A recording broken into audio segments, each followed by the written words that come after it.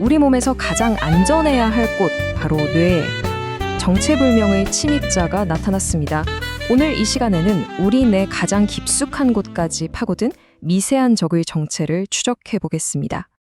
만약 여러분의 뇌 속에서 플라스틱 숟가락이 발견된다면 어떨까요? 좀 황당하게 들리시죠?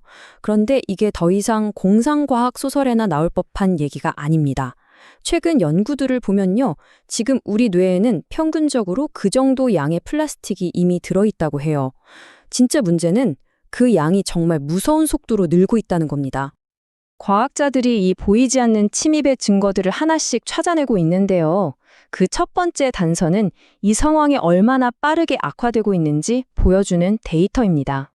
자, 2024년에 수집된 뇌조직 샘플을 분석했더니 불과 8년 전인 2016년 샘플보다 플라스틱이 무려 50%나 더 많이 나온 겁니다.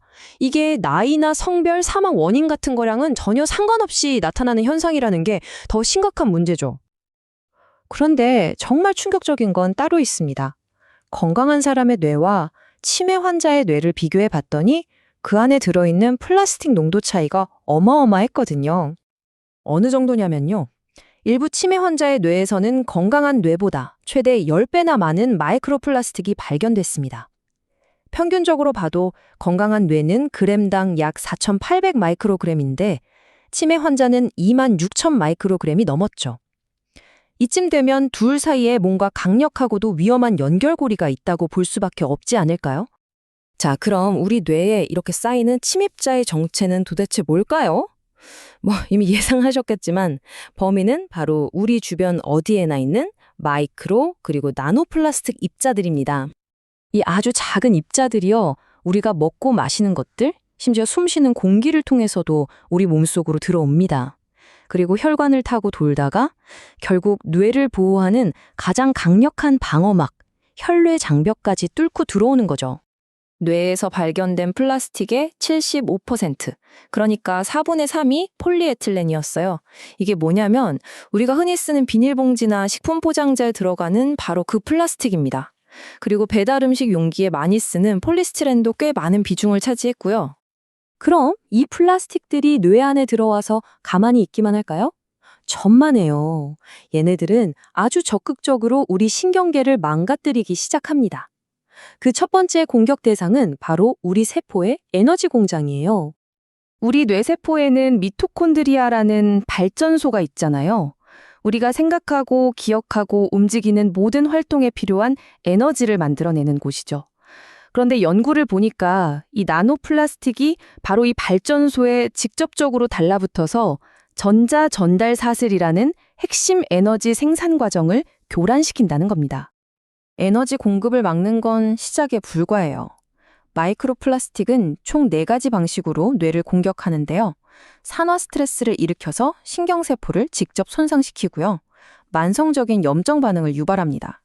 또 중금속 같은 해로운 화학 물질을 뇌 조직 안으로 끌고 들어오는 운반책 역할도 하고요. 마지막으로 단백질 응집을 촉진해서 독성 플라크가 더 빨리 생기게 만들죠. 이 공격 방식들 중에서 가장 주목해야 할 부분은 바로 플라스틱이 알츠하이머병의 가장 큰 특징인 독성 단백질 덩어리와 어떻게 상호작용하는가 하는 점입니다. 여기서 결정적인 연결고리가 드러나거든요. 자, 이게 핵심입니다. 플라스틱 입자 표면이 마치 자석처럼 아밀로이드 베타라는 단백질을 막 끌어당기는 거예요. 그래서 원래라면 천천히 뭉쳐야 할 단백질들이 훨씬 더 빨리, 더 단단하게 뭉쳐버립니다. 이 때문에 알츠하이머의 주범인 독성 플라크 형성이 최대 40%나 빨라질 수 있다는 거죠. 말 그대로 병의 진행을 가속화시키는 겁니다. 이게 그냥 이론이 아니라는 걸 보여주는 획기적인 연구가 있습니다. 알츠하이머 고위험 유전자인 APOE4를 가진 쥐를 대상으로 실험을 했는데요. 이 플라스틱에 의한 손상이 실제로 어떤 인지 능력의 변화를 가져오는지 보여줬는데 그 결과가 인간의 증상과 소름 돋을 정도로 비슷했습니다. 쥐들을 플라스틱에 딱 3주 노출시켰을 뿐인데 놀라운 변화가 나타났어요. 수컷 쥐들은 무기력해지고 포식자를 피하지 않는 등 위험한 행동을 더 많이 보였는데요. 이건 알츠하이머를 앓는 남성 환자들에게서 나타나는 행동 변화와 아주 유사해요. 반면에 암컷 쥐들은 새로운 물체를 잘 알아보지 못하는, 그러니까 기억력에 문제가 생겼는데 이건 또 여성 환자들에게서 흔히 나타나는 초기 증상이죠. 자, 이 모든 증거들을 맞춰보면 그림이 명확해집니다. 마이크로플라스틱이 우리 뇌 건강에 미치는 위험, 이건 더 이상 가설이 아닙니다.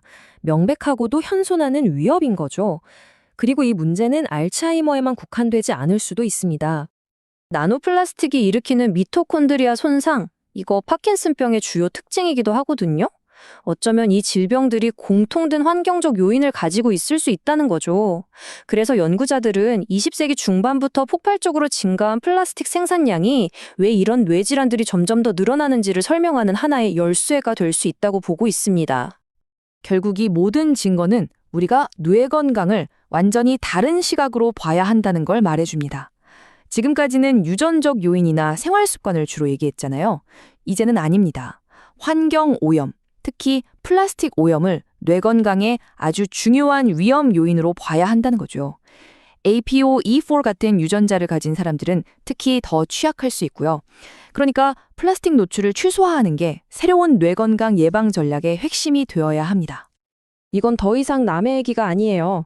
우리가 무심코 만들어낸 쓰레기가 돌고 돌아 결국 우리 자신을 만드는 가장 중요한 기관, 바로 뇌로 돌아오고 있는 겁니다. 그래서 우리는 이제 이 질문을 스스로에게 던져봐야 합니다. 오늘 우리가 버리는 이 플라스틱은 과연 미래에 어떤 모습으로 우리에게 되돌아오게 될까요?